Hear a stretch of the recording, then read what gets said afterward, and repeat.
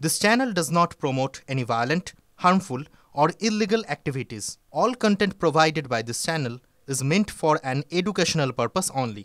ফের স্বরূপনগরের হাকিমপুরের দিকে নজর রাখতে হচ্ছে। সেই সীমান্তে অনুপ্রবেশকারীদের ভিড় দেখাবো আপনাদের। সীমান্তের বিএসএফ ক্যাম্পে জড়ো হয়েছেন কয়েকশো বাংলাদেশি অনুপ্রবেশকারী। রাজ্যে এসআইআর শুরুর পর থেকেই বাংলাদেশে ফেরার হিড়ে ১৯ দিনে ১৭২০ জন অনুপ্রবেশকারীকে ফেরত পাঠানো হয়েছে খবর সূত্রে।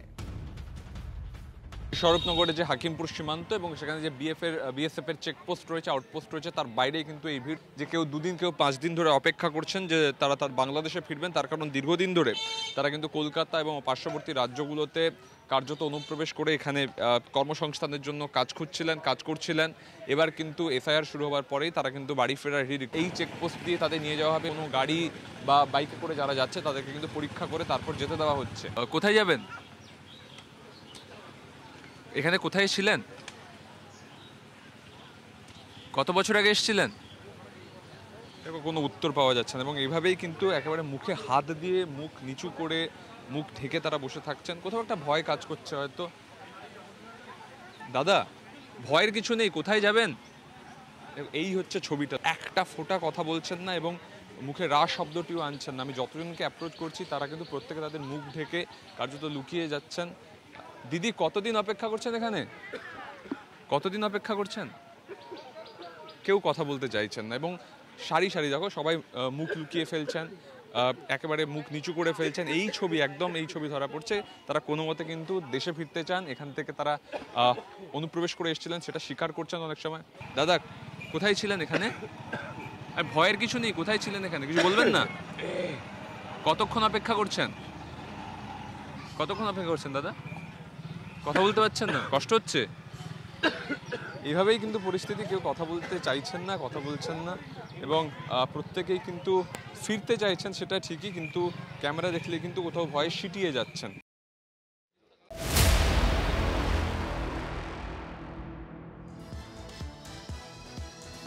জাবগ্রাম ফুলবাড়ি বিধানসভায় বাংলাদেশি কলোনির হদিশ। বাংলাদেশ থেকে এসেছেন, নিজের মুখেই কবুল করছেন অনেকে।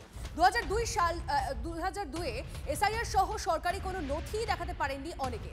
2002 এর পর অনেকে এদেশে এসে ভুয়ো নথি বানিয়ে বসবাস করছেন। বিএলওদের প্রশ্নের মুখে অসংলগ্ন কথা অনেকেরই।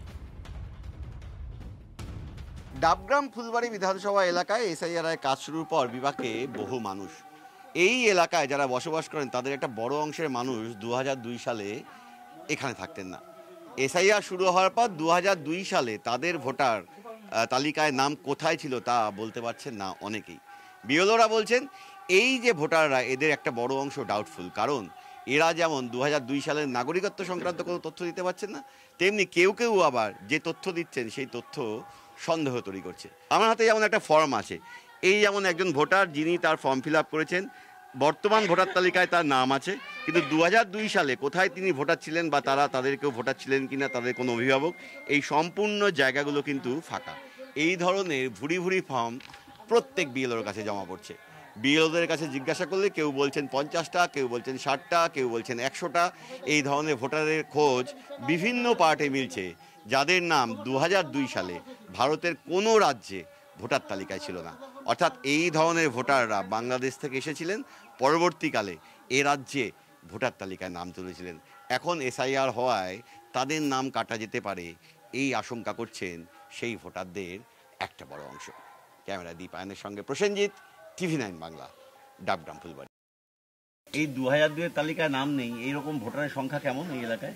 মানে বেশিরভাগ কি বলুন তো, বেশিরভাগ বাংলাদেশ, আপনার বিহার, আসাম, এখান থেকে এর সমস্ত জায়গা থেকে আছে, কিন্তু একদম নেই। বাংলাদেশ থেকে বলতে? বাংলাদেশ বলতে সেরম বলছি না, মানে ওনারাই বলছে যে আমরা বাংলাদেশে থাকতাম বা কিছু এরকম ওনারা বলছে।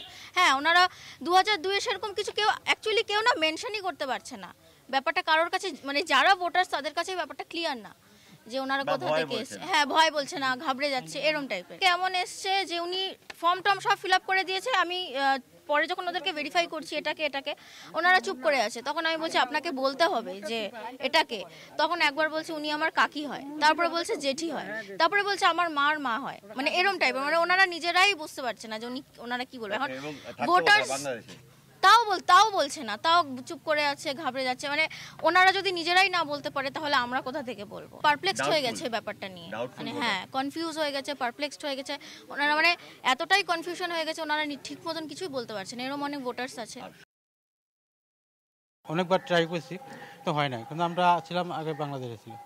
বাংলাদেশ থেকে কত সালে এসেছেন? মোটামুটি 2007 আসছে, সরি হ্যাঁ 2007। 2007-এ আপনার বাংলাদেশ থেকে চলে আসেন। হ্যাঁ, তারপরে ভোটার লিস্টে নাম তুলে দেন। হ্যাঁ তো অনেকবার ট্রাই করছি হয় নাই, কিন্তু আমাদের পরে 11 নাগাদ হয়ে যায়। হ্যাঁ হ্যাঁ সেটা নাম যদি কাটা চলে যায়, মানে কাটা আছে, সেই একটা আশঙ্কা বা ভয় থাকে। হ্যাঁ তা তো অবশ্যই। ঠিক আছে, বাংলাদেশে কোথায় বাড়ি? বাংলাদেশে ঢাকা ডিস্ট্রিক্ট। সমস্যা হচ্ছে কি, আমার বাবা মা তো বাংলাদেশ ছিল অ্যাকচুয়ালি, এখন আমাকে ছোটবেলায় নিয়ে আসে, বাবা মা বলতেছে আমি 2002 সালে কোথায় ছিল? 2002 সালে বাংলাদেশে ছিল, পরবর্তীকালে এসেছে। হ্যাঁ পরবর্তীকালে 2000 পরে এসেছে। তো হচ্ছে আমাকে ছোটবেলায় নিয়ে এসেছে, তো আমি এখানে পড়াশোনা গ্র্যাজুয়েট কমপ্লিট করেছি। এখন তো আমার ভোটার কার্ড, আমার কলেজের ডকুমেন্টস সব কিছু আছে। বাবা মার এখানে ভোটার কার্ড হয়েছে? বাবা মা ভোটার কার্ড হয়েছে, কিন্তু 2000 পরে হয়েছে। তাহলে এটা হ্যাঁ 2000 পরে হয়েছে। এটা নিয়ে আশঙ্কায় আছি যে আমার বাবা মার কি হবে। ফর্মটা জমা দিব, এখন নিয়ে এসেছি। হ্যাঁ ওই যে ফলে এই যে 2002 এর যে তথ্যগুলো এগুলো সব ব্ল্যাঙ্ক। হ্যাঁ 2002 এর কোনো তথ্য তো এখানে লিখতে পাচ্ছেন না। আপনাদের একটা ভয়ের জায়গা তৈরি হচ্ছে। হ্যাঁ ভয়ের জায়গা তৈরি হচ্ছে যে অ্যাকচুয়ালি কি হবে। আমার তো এখানে ডকুমেন্টস, স্কুল, আমি হচ্ছে মেট্রিক পরীক্ষা দিয়েছি, উচ্চ মাধ্যমিক দিয়েছি, কলেজও কমপ্লিট করেছি। এখন তো হচ্ছে সবাই বলতেছে বাবা মার ডকুমেন্টস লাগবে ভোটার কার্ডে। তো আমার বাবা মা তো এখন নেই, আমি কি করব এখন? পাসপোর্ট করে এসেছে, কেউ এমনি হয়তো যারা এসেছে তারা এমনি ফর্ম ফিল আপ করবে, কিন্তু বেশিরভাগই আমাদের এখানে মাঝাবাড়ি, ফৌজদারিবাড়ি, হাতিয়ারডাঙ্গা, শান্তিনগর, কোথায় নেই? সব জায়গায়। আপনি যদি সেটা বলতে যান সারা পশ্চিমবঙ্গে কলকাতাতে গিয়ে দেখুন না কেন, প্রপার কলকাতাতে সেখানেও মানে বাংলাদেশের মানুষ পাবেন। সুতরাং সারা পশ্চিমবঙ্গ জুড়ে বাংলাদেশি মানুষ রয়েছে। তাদের যারা হিন্দু মানুষ তাদের কোনো চিন্তাভাবনার কারণ নেই। রাষ্ট্রবাদী মুসলমান তাদেরও চিন্তাভাবনা 100 বার আমরা সিএ ক্যাম্প করাবো, এসআইআর হয়ে গেলে তারপরে সিএ ক্যাম্প করাবো। অনেকে বাংলাদেশ থেকে এসছে, বিভিন্ন অন্য জায়গা থেকে এসছে, আসাম থেকেও এসছে। তো তারা 2-এর পরেও এসছে বা 2-এর আগেও এলেও তাদের কিন্তু ভোটার কার্ড তখনও তারা করতে পারেনি। অনেকের 2008-এ আছে, 2006-এ আছে। হয়তো কাটা যাবে, কারণ তাদের যেহেতু 2002-এ কোনো বংশের কারুর নেই। বিজেপি বলছে হিন্দুদের ভোট কাটা যাবে না, সিএ করা হবে। না, বিজেপি তো অনেক কথাই বলে, তাহলে তো আসামে তো হিন্দু ভোট থেকেই যেত। হিন্দু তো অনেক ওখানে মানে ডিটেনশন ক্যাম্পে গেছে। এই ঘটনায় স্বাভাবিকভাবেই রাজনৈতিক চাপানোটা শুরু হয়েছে। বিজেপি থেকে সুকান্ত মজুমদার কি বলছেন আপনাদের শোনাবো, ব্যাক টু ব্যাক আপনাদের শোনাবো চন্দ্রিমা ভট্টাচার্য তার বক্তব্য। মুখ্যমন্ত্রী জানে এই বাংলাদেশ থেকে আসা এই মৌলবাদীরা মুখ্যমন্ত্রীর ভোট ব্যাংক। এরা গেল তো মুখ্যমন্ত্রীও গেল, তার পদ আর থাকবে না, সরকার আর থাকবে না। তাই যখন তারা যাচ্ছে, পেছনে নবান্নে বসে মুখ্যমন্ত্রী গান গাইছে, না যাও সাইয়া ছুড়া কে ভাইয়া, কসম তোমারি হাম মেরো পরু। মুখ্যমন্ত্রীও গান করছেন, বলছে বাংলাদেশের লোকেদের ছেড়ে যেও না বাবা, আমার কাছে থাকো, মেরে সব কলসির কানা, তাই বলে কি প্রেম দেবো না? হতেই পারে বাংলাদেশের, কিন্তু ভোটার কার্ডটা বানিয়ে আমাকে ভোট দিয়ে জেতাও প্রতিবার। আমাদের ভোটার কার্ডটা দিয়ে প্রত্যেকবার ভোট দিয়ে আমাদেরকে বাঁচাও, আমাকে বাঁচাও। কে দেখে বর্ডার? বলুন, যদি বর্ডারটা কে দেখে সেটা আগে বলুক। বর্ডার যাদের দেখার কাজ তারা চোখ বন্ধ করে আছে, আর অনুপ্রবেশকারীরা ঢুকে আছে। তা অনুপ্রবেশকারীরা যে ভোটার লিস্টে আছে সেটা কিন্তু বিরোধী দলনেতা কিংবা অন্য কোনো নেতা দেখাননি। ফলে এই সব বলে লাভ নেই।